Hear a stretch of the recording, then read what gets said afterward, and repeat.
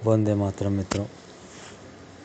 सनातन धर्म के सारे ग्रंथ, जितने भी आप कहीं से भी कोई भी ग्रंथ उठाइए, जिसमें सर्वोपरि दिशा निर्देश और मानव जाति का उत्थान करने के लिए सतत रूप से जो सर्वोपरि ग्रंथ है वह है भगवत गीता और रामचरितमानस। रामायण यूँ तो श्री रामचंद्र जी का चरित्र है, और दृष्टि से देखा जाए एक और पक्ष है कि वह सीता जी के चरित्र का भी दर्शन है।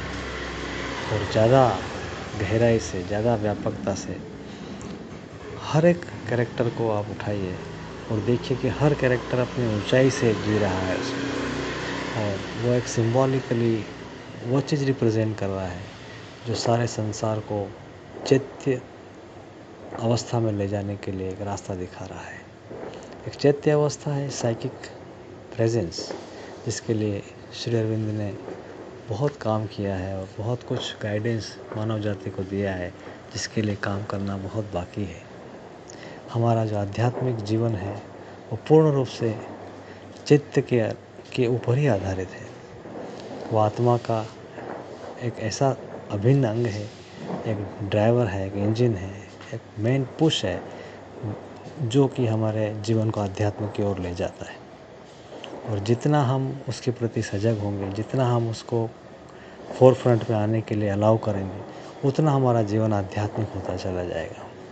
लेकिन हमारे प्राण, हमारा मन, हमारी डिज़ायर्स, इच्छाएं, हमारी जो कुछ भी तमाम संसारी चीज़ें हैं वो उसको आने नहीं देती। हम हर जन्म में उसको अलग धकेल देते हैं कि हमारे कुछ आवेग ऐसे होते हैं जिनको फुलफिल करने के लिए उसकी प्रेजेंस हमें डिस्टर्ब करती है। असुर को पीस भी डिस्टर्ब करती है।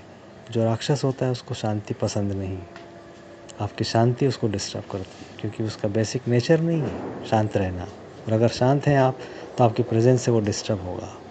इसी तरह से एलिमेंट्स हैं हमारे जीवन में जिनको कि भगवान की प्रेजेंस, साइकिक की प्रेजेंस, हमारे चैत्य पुरुष की प्रेजेंस अच्छी नहीं लगती, क्योंकि उनको लगता है कि उसके आने से उनका राज्य ख़त्म हो जाएगा। लेकिन आज नहीं तो कल ये सब जो एलिमेंट्स दिए गए हैं फोर्टिफिकेशन के लिए, उनका एक लिमिटेड दायरा है। अब समय आ चुका है कि चैत्य पुरुष अपना राज्य वापस अपने हाथ में ले और उसको आगे बढ़ाए। तो रामचरितमानस में एक ऐसा ग्रंथ है रामचरितमानस, जिसमें हर एक कैरेक्टर इस कदर से, चाहे वाल्मीकि जी का उठाइए या तुलसीदास जी का ग्रंथ उठाइए, उसी के ऊपर आधारित है। वाल्मीकि रामायण को ही तुलसीदास जी ने सिंबॉलिकली यूज़ किया है और उसका कैरेक्टराइजेशन किया है। आनंद दोनों का है। जहाँ से जिसको जो चीज़ मिल जाए मित्रों, उठाइए और उसको डेप्थ में जीने की कोशिश करिए। हमारे सनातन धर्म में, हमारे भारतवर्ष में राम का इम्पैक्ट ही इसीलिए कि कोई भी अवतार इतने समय तक पृथ्वी पर नहीं रहा जितने समय तक राम हमारे बीच रहे। 11,000 साल तक उन्होंने हमारे बीच राज्य किया, हमको लिफ्ट किया, हमको योग्य बनाया।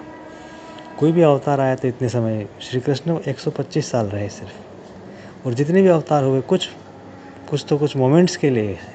नरसिंह अवतार कुछ मोमेंट्स के लिए वो आए और प्रहलाद की रक्षा के लिए, और उन्होंने he has done with in few minutes he has left. तो ये सबसे बड़ा अचीवमेंट हमारे लिए है। और वो उससे भी बड़ा अचीवमेंट ये है कि हमारे पास एक ऐसा अमोघ ग्रंथ है जिसको कि उपयोग करके हमारा जीवन आध्यात्मिक हो सकता है, और हम दिनों दिन उसकी चेतना में अवगाहन करते करते अपने आप को इतना उठा सकते हैं कि उसमें किसी भी और सहायता की आवश्यकता नहीं पड़ेगी।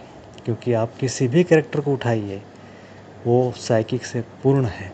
उसमें उसकी चैत्य अवस्था का एक डायमेंशन है जिसको कि आपको समझने की ज़रूरत है। चाहे वो रावण हो, चाहे वो शूर्पणखा हो, चाहे विभीषण हो, हर एक का अपना अपना साइकिक है। हर एक का साइकिक है। आप देखिए कि जितने भी कैरेक्टर हैं वो भगवान की प्रशंसा ही करते हैं। राक्षस भी प्रशंसा कर रहे हैं। प्रशंसा कहाँ से आ सकती है? यही उनका साइकिक है। तो ये बहुत महान ग्रंथ है जिसको अपन कोशिश करेंगे थोड़ा थोड़ा, जिस तरह से हमने गीता के लिए प्रयास किया, अब रामचरितमानस को उठाएंगे और उसके लिए भी हम कोशिश करते हैं कि हम उसमें क्या कर सकते हैं, कैसे समझ सकते हैं, कैसे उसके नज़दीक जा सकते हैं। मेरा सिर्फ यही प्रयास है कि हमारे ग्रंथ से हमारे प्रति जो भाव उठे और हम उससे एक प्रेम का भाव जागृत हो जाए और एक सखा भाव उसके साथ डेवलप हो जाए, तो हम बहुत कुछ जीवन में कर सकते हैं। वो एक छोटा सा प्रयास है, तो हम उसके लिए अब आगे बढ़ेंगे और कोशिश करेंगे समझने के लिए। कल से और नया कुछ करते हैं। वंदे मातरम।